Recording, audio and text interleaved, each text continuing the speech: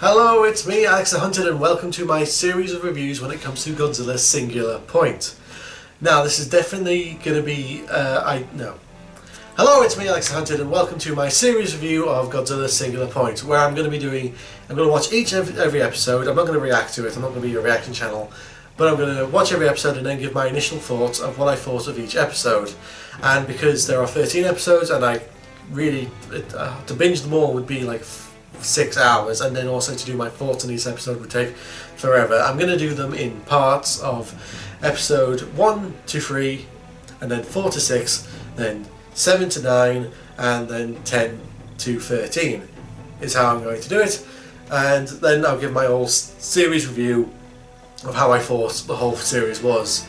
And if you guys want to, tell me what you guys think of each episode also in the comments below, and subscribe and all that sort of stuff. But yeah, I'm going to be watching this via Netflix because obviously I live in the UK and that's the best way to watch it without pirating it, and I won't be watching the Japanese original voice acting. I'll be watching the English voice acting because while it would be nice to watch the Japanese version, I have dyslexia, so reading the subtitles and concentrating on what's going on at the same time would be a bit difficult for me. So we're going to be doing the English dub, and I think the English dub is good, so hopefully it doesn't really take anything away from the whole thing. And let's get going then, shall we, with episode 1. Okay, so I just got done watching episode 1, and as an opening episode it's nice and interesting. It sets up all the characters nice and well, and opens the bit of a mystery about this whole signal coming from this house, and also this power station, I think it is, and we meet most of our main characters, and yeah, it's a good opening. I think it's definitely a good opening. The animation is very, very nice from originally, like the hand drawn of the human. It's very nice, and the sceneries are also very, very nice. And yeah, it definitely is a good part for all the setup. One thing I also get from this is everyone in this universe is very weird. Like all the main characters we are introduced to have some very weird quirk to them, or they're just weird in a way. The two main characters, the girl and the science dude, the guy with the blue hair. I'm sorry, I'm terrible with remembering names. He's sort of like this guy who never shuts up talking about conspiracies and psychic stuff and all that sort of stuff. Yeah, he likes to talk a lot, and yeah, very suspicious of everyone and all that stuff, which, that's a nice character trait, but I can see that being annoying. And I do like the girl. I think she's got a nice design, and I do like her. She's basically a student, a science major, and as they say, she's looking into mysterious creatures and all that sort of stuff. I wonder where that'll lead. She's definitely she's very quirky. I think that can be said of most characters in this anime, especially going off episode 1. And she definitely, I definitely can see her being the main character for this and holding things together, because she seems to have a nice personality, a nice character. There's just a few things, like one, she's very naive but also very smart. She's one of those kind of scientist characters where she's very smart but naive at the same time. And for Christ's sake, what she does, she goes on a website, finds the website asks her if she wants to download an AI, artificial intelligence, and she just goes, okay, I'll do that. And the next morning it's downloaded and it's talking to her, and she just goes with it. If a program talked to me and said I'm not a virus, I would definitely suspect it is a virus. But yeah. These characters are very interesting, and the scenery is very nice, and the animation is very nice. It's one problem I have, and I think it just could be a problem with the dub, is no one really shuts up. There is always someone talking most of the time.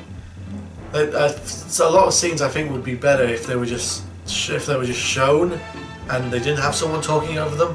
You could just let the audience figure it out themselves. But this anime, just going off episode 1, they talk constantly. It's just all the time talking. yeah, I kind of hope that isn't a thing that carries on throughout all the episodes, and they just let scenes happen. And oh yeah, and at the end, just Rodan shows up. Just out of nowhere, Rodan just shows up. I mean, you do hear the roar of Rodan early on, but then Rodan just shows up at the end of the episode when they're showing off Jet Jaguar. Oh yeah, Jet Jaguar's also here. But yeah, he just shows up and has a bit of a clumsy intro because he crashes into a building, then then lands on a water tower, and then just falls off the building. A bit clumsy, but hey, you know, monsters aren't known for being intelligent. But ends up with a good cliffhanger with our hero, our main character, looking at Rodan, who's probably about to eat them or something. And then we have a bit of a credit scene of the people in that UFO or power base going down into the secret, unknown underground basement that doesn't exist. And they're wearing protective clothing, and they have a look inside, and the boss of it knows what the place is, and then he shows his employee, and it's Godzilla's skeleton. I wonder where this could lead. But yeah, good opening start, I think. Good opening start. On to episode 2. So, episode 2, things definitely get off to a much better start, I think. They really don't waste any time, and they get straight to the Rodan vs Jet Jaguar fight, which was a pretty decent fight actually. It's very well animated, and they show a lot of perspective, and they do a good combination of having the human characters interact while the fight is going on. They don't just keep cutting back to human characters when, you know, the kaijus are busy fighting. Well, it isn't a particularly long fight. It's a good, decent fight, I think. Good opening, and also leads to plenty of good mysteries, because Jet Jaguar doesn't kill Rodan. Rodan just flies up and dies, and yeah, it leads to plenty of good mystery. And they also open up to even more mysteries about stuff about this nautical legend called Godzilla. And we also get our goth girlfriend character who she comes in this episode as well. Yeah, definitely a much better start. A good pickup. It's a good fast pace and has plenty of some good character moments and very interesting moments as well. Like, it definitely, like, the first episode felt long, like 25 minutes. This one didn't feel like 25 minutes at all, which is a good thing. I think the pace really did go a lot better, I think. And yeah, they also introduced a lot of good things, like how the Godzilla skeleton underneath this what they call it, it's a warning beacon facility basically now, that's hooked up to the Godzilla skeleton to basically act as a warning beacon to future kaiju attacks. And oh dear, sorry, yawning. And they say that, oh, the boss, he was shown by his boss, and he was shown by his boss, and it's just one big mystery of why this all happens. And they also go into, which is something I really want to see in Godzilla movies, and or any Godzilla media, they go into kind of public reaction into this, and we see news coverage of the Rodan attack and how people are reacting to it, and it's very fast cut. They just go from different opinions. We go from news, then we go to social media, then to scientists, and then newspapers, and we even see how Rodan gets its name. Like, it's basically Rodan got, which would absolutely happen in real life, Rodan got its name through social media. Someone just called it Rodan, and its name spread like wildfire. And that's it's very interesting how they did that. I really do think that's a very clever way of doing how monsters get named and how kaijus get named. About Rodan, the design, I do like the design. It definitely looks a lot more like a pterosaur, and they bring up the fact that it looks a lot like pterosaurs. Rodan, yeah, and it's one of those designs where it's different, but you still look at it and you see that is Rodan, which is very good. I think I really do like it, and they keep the classic roar as well, which is good. And also Rodan, if you could argue that Rodan doesn't actually start the attack in this, because it lands and it's curious in the humans and stuff, and then Jet Jaguar comes in, and you could say that Jet Jaguar provoked Rodan into attacking, because it wasn't really attacking anyone until Jet Jaguar came into it and then basically provoked it in a way. And yeah, Jet Jaguar, for its first outing, gosh, I'm yawning. He is provoked. I mean, Jet Jaguar, he is, I do like the design. I do like how they basically they say this is like the first edition, this is the prototype sort of a way, and you can see that Jet Jaguar is going to get improvements and you know, be built up from here. I know a lot of people when they first saw that design thought, oh god, that's Jet Jaguar, he looks even worse than normal. But you can see how they're going to be making improvements and make him look better. Yeah, I definitely think it's. I definitely think it's a. All of these kaiju designs are good. I think. Yeah, and also the female character. I'm sorry, I'm terrible when it comes to names. She gets some. She goes into it more about you know, researching her AI character, which I don't know if she's going to be annoying or not yet, but she's definitely an AI that decides to be a dog and even barks. And, that must have been fun for the voice actress. Yeah, she had a paper posted about mysterious creatures, and then have another site to say, hey, come and we'll have a chat about this and all sort of stuff. You know, yeah. Episode 2 continues setting up the mystery. A lot to add, and very well paced, I felt. Yeah, a good combination of kaiju action and also human interactions, and while setting up this mystery. Hopefully this good pace continues into episode 3.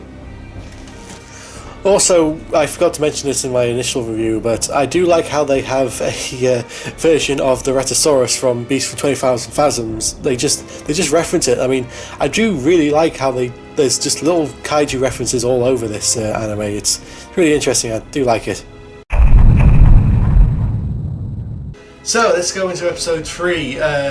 Well, this mystery keeps on getting bigger and bigger. We got more Rodans. We got a whole swarm of Rodans, and they look different and they're smaller. And it's probably going to be something that's answered later. But again, another very good episode. I think it's very good build-up, very good setup, and the Rodan action is very, very good. The whole swarm thing works very well. It's very interesting how they're setting this up as they're not really attacking anyone in particular. They're attacking electrical magnetic stuff and stuff that gives off radio waves and stuff like that. Very interesting theories and stuff like that they're bringing in. There's a very, very good tense scene involving a group of Rodans and a bus, which if you've watched the episode you know what I'm talking about. Very well put together, but it does sort of highlight my problem I'm having so far, and that is with the voice acting. Not that the voice acting is bad, it's more of a case of there needs to be more quiet moments where there's no characters talking. They just let the scene play out through visual metaphor and stuff like that, you know. Because there are times where you're just like, this would be a lot more tense if no one was talking. But apart from that, very well done, very well animated. The Rodan's designs look very good to me, and I really do like them. And the whole mystery of them all just dying all of a sudden happens again, and we don't really know why. Very interesting. I'm kind of looking forward to see what they do with it. And yeah, it's very interesting, and they've also got this all new setup with this mysterious cube that holds a flower, and what does that all do? Yeah, it's really interesting. I enjoy this. I think it's really good. It's a different way to take Godzilla, and I kind of do like how Toho have been doing this with while Legendary are making the more standard Godzilla movies. Toho have been more experimenting with Godzilla, with Shin Godzilla, the anime trilogy, and also now Singular Point. And I do kind of like how they're doing that, and they're trying new things with Godzilla, and this is definitely a good new thing that they're trying. I do like it, definitely do like it. Let's see how if this good form continues, and as we go into episode 4, then shall we? Or yeah, let's go into episode 4. Well, actually, I think because it's been about an hour, so I think I'm actually going to come back tomorrow and do some more episodes, and let you guys know what I think. So I'm Alexa Hunted. I will see you guys next time when we do episode 4 to 6, and I will see you guys then. Bye bye.